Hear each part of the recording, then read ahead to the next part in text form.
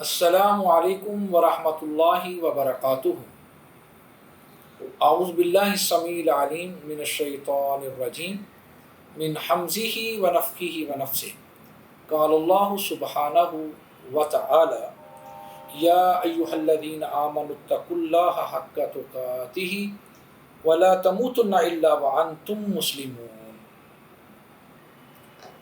عزیز طلباء و طالبات، یہ سورہ آل عمران کی آیت نمبر 102 سے آگے ہم آج کے سبق میں پڑھیں گے۔ سب سے پہلے میں نے آیت نمبر 102 تلاوت کی ہے، تو آئیے اس کا لفظی ترجمہ سیکھتے ہیں۔ یا ایہا الذین آمنوا اتقوا اللہ، اے وہ لوگو جو سب ایمان لائے ہو، اتقوا اللہ، تم سب اللہ سے ڈرو، حق کا تقاتی ہی، حق کا جیسا کہ حق ہے،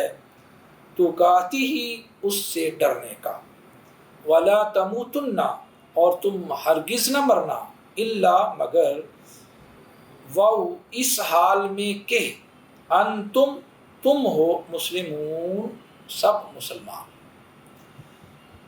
تو اس کا بامحاورہ ترجمہ اس طرح ہے، اے وہ لوگو جو ایمان لائے ہو، اللہ سے ڈرو جیسا کہ اس سے ڈرنے کا حق ہے، اور تمہیں ہرگز موت نہ آئے مگر اس حال میں کہ تم مسلمان ہو۔ یہ بہت اہم آیت ہے اس اعتبار سے کہ ہمارے پیارے نبی جناب محمد کریم رؤوف الرحیم علیہ الصلاۃ والسلام خاتم النبیین ہر خطبہ کے اندر اس آیت مبارکہ کی تلاوت کیا کرتے تھے۔ اپنے مضمون کے اعتبار سے بڑی اہم آیت مبارکہ ہے۔ خطبہ عید ہو، خطبہ جمعہ ہو، خطبہ نکاح ہو، کوئی بھی خطبہ ہو، آپ صلی اللہ علیہ وآلہ وسلم اس آیت کو پڑھ کر سنایا کرتے تھے اپنے خطبہ کے اندر۔ اس آیت مبارکہ میں اللہ سبحانہ و تعالیٰ نے بنیادی طور پر تقویٰ اور پرہیزگاری کے بارے میں بتایا ہے کہ اللہ ذوالجلال والاکرام کا تقویٰ کیا ہے، پرہیزگاری کیا ہے، اللہ تعالیٰ پر ایمان لانے کے تقاضے کیا ہیں، اور اس سے ڈرنے کا سب سے بڑا تقاضا کیا ہے کہ اس کے خوف کو اپنے دل میں بٹھایا جائے، گناہوں سے اجتناب کیا جائے اور نیکی کو اختیار کیا جائے، اور جو مسلمان ہونے کے لازمی تقاضے ہیں ان تقاضوں کو پورا کیا جائے۔ اس کو بیان کرنے کے بعد اللہ تعالیٰ نے اگلی آیت کے اندر فرمایا، یہ بہت اہم آیت ہے جو اتحاد امت کے حوالہ سے اللہ تعالیٰ نے بیان فرمائی ہے۔ وَاعْتَصِمُوا بِحَبْلِ اللَّهِ جَمِيعًا وَلَا تَفَرَّقُوا وَاذْكُرُوا نِعْمَةَ اللَّهِ عَلَيْكُمْ إِذْ كُنْتُمْ أَعْدَاءً فَأَلَّفَ بَيْنَ قُلُوبِكُمْ فَأَصْبَحْتُمْ بِنِعْمَتِهِ إِخْوَانًا وَكُنْتُمْ عَلَى شَفَا حُفْرَةٍ مِّنَ النَّارِ فَأَنْقَذَكُم مِّنْهَا كَذَلِكَ يُبَيِّنُ اللَّهُ لَكُمْ آيَاتِهِ لَعَلَّكُمْ تَهْتَدُونَ۔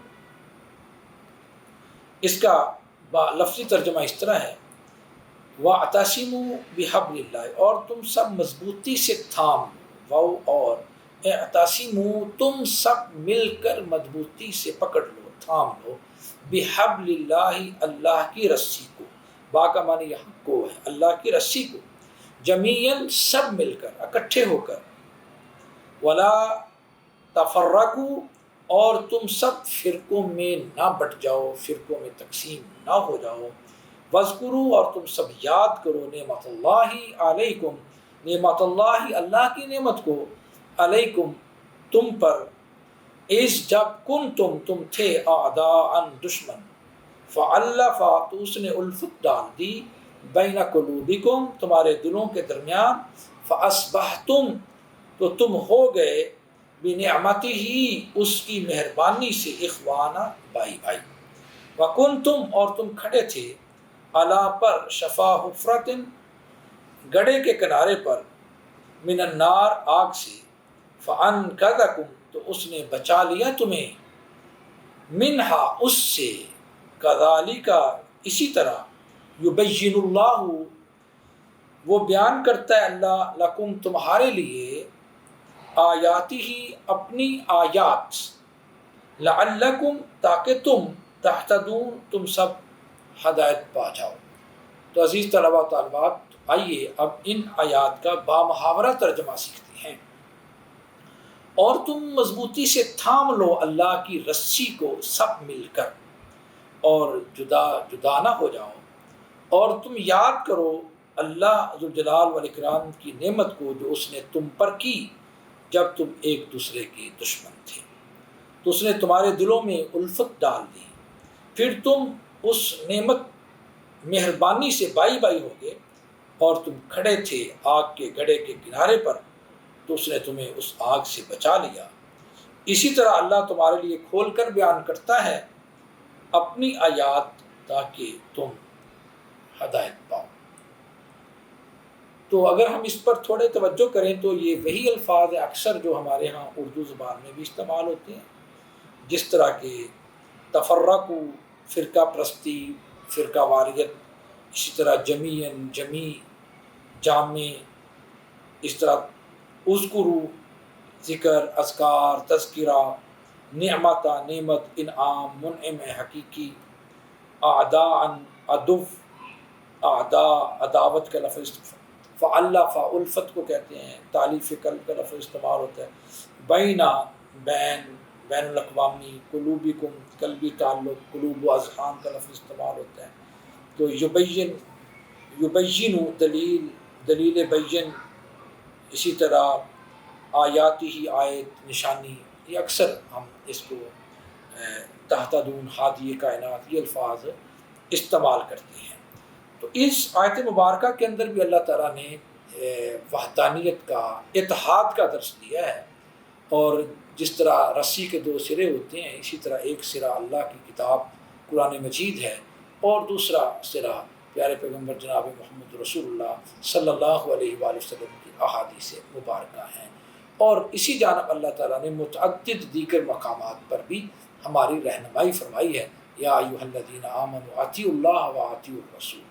اللہ کی اطاعت کرو اور رسول کریم صلی اللہ علیہ وسلم کی اطاعت کرو۔ یعنی اطاعت اور فرما برداری اللہ اور اس کے رسول صلی اللہ علیہ وسلم کی کرنے کا متعدد مقامات پر اللہ نے حکم دیا ہے، اور یہی اصل میں اتحاد امت کی بنیاد بھی قرآن و سنت پر ہی ہے۔ اور یہاں پر جو نعمت کا ذکر کیا گیا، اس نعمت سے مراد اکثر مفسرین کے ہاں رسول کریم صلی اللہ علیہ وآلہ وسلم کی ذات مبارکہ ہے، کہ کس طرح اس معاشرے کے اندر جہاں پانی پینے پلانے پہ جھگڑا، گھوڑا آگے دوڑانے پہ جھگڑا تھا، اور وہ آپس میں دست و گریباں تھے، باہمی عداوت تھی، دشمنیاں تھی، قبائل ایک دوسرے کے خلاف صف آرا تھے، تو رسول کریم صلی اللہ علیہ وسلم نے کس طرح ان کے اندر اخوت کو، مودت کو، بھائی چارے کو پیدا کر دیا۔ تو آج بھی امت مسلمہ کے نام اللہ تعالیٰ کا یہ اہم پیغام ہے کہ تم اتفاق اور اتحاد کی لڑی کے اندر جڑ جاؤ، اپنے اختلافات کو ختم کر دو اور وحدت امت کو اختیار کرو۔ اسی لیے تو شاعر مشرق علامہ اقبال نے کہا تھا، اخوت اس کو کہتے ہیں چبھے کانٹا جو کابل میں، تو ہندوستان کا ہر پیر و جوان بےتاب ہو جائے۔ ہم اس کو اس طرح کہہ سکتے ہیں کہ اخوت اس کو کہتے ہیں چبھے کانٹا جو کابل میں، تو امت مسلمہ کا ہر پیر و جوان بےتاب ہو جائے۔ تو بہرحال یہ ایک آفاقی میسج اور پیغام ہے جو اللہ تعالیٰ نے ہمیں یہاں دیا ہے، کہ اپنے اختلافات کو ختم کر کے اللہ اور اللہ کے رسول صلی اللہ علیہ وآلہ وسلم کے نام پر اکٹھے ہو جاؤ، اور رسول کریم صلی اللہ علیہ وسلم کی نعمت اور دین اسلام کی نعمت یہ تمہارے لیے ایک بہت بڑی چیز ہے۔ اس نعمت کی وجہ سے ہی آپ تمہارے اندر یہ بھائی چارہ پیدا ہوا ہے۔ اس کے بعد اس کی جو دعوت ہے اس کے بارے میں بھی اللہ تعالیٰ نے آگے بیان کر دیا۔ آئیے اس آیت مبارکہ کو بھی سنتے ہیں۔ اللہ تعالیٰ فرماتے ہیں، یہ آیت نمبر 104 ہے سورہ آل عمران کی، وَلْتَكُنْ مِنْكُمْ أُمَّةٌ يَدْعُونَ إِلَى الْخَيْرِ وَيَأْمُرُونَ بِالْمَعْرُوفِ وَيَنْهَوْنَ عَنِ الْمُنْكَرِ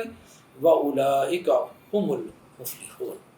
اس کا بامحاورہ، اس کا لفظی ترجمہ اس طرح ہے، وَلْتَكُنْ اور چاہیے کہ ہو، مِنْكُمْ تم میں سے، اُمَّةٌ ایک گروہ، یدعون وہ سب دعوت دیتے ہوں، الی الخیر بلائی کی طرف، ویامرون اور وہ سب حکم دیتے ہوں، بالمعروف نیکی کا، وَيَنْحَوْنَ اور وہ سب روکتے ہوں عَنِ الْمُنْکَرِ برائی سے، وَأُولَٰئِکَ هُمُ الْمُفْلِحُونَ اور وہ لوگ ہی سب فلاح پانے والے ہیں۔ تو اس آیت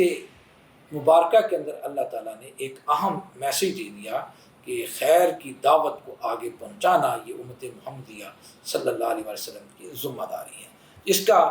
بامحاورہ ترجمہ اس طرح ہے، آپ اس کو ذرا سماعت کر لیں اور پھر اس کو یاد بھی کریں۔ اللہ ذوالجلال والاکرام نے ارشاد فرمایا، اور چاہیے کہ تم میں سے ایک گروہ ہو، وہ بلائی کی طرف دعوت دیتے ہوں اور وہ نیکی کا حکم دیتے ہوں اور وہ برائی سے روکتے ہوں اور وہ لوگ ہی فلاح پانے والے ہیں۔ تو اصلاً امت محمدیہ صلی اللہ علیہ وسلم کی کامیابی یہی ہے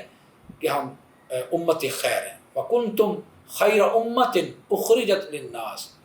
تَأْمُرُونَ بِالْمَعْرُوفِ وَتَنْهَوْنَ عَنِ الْمُنْکَرِ،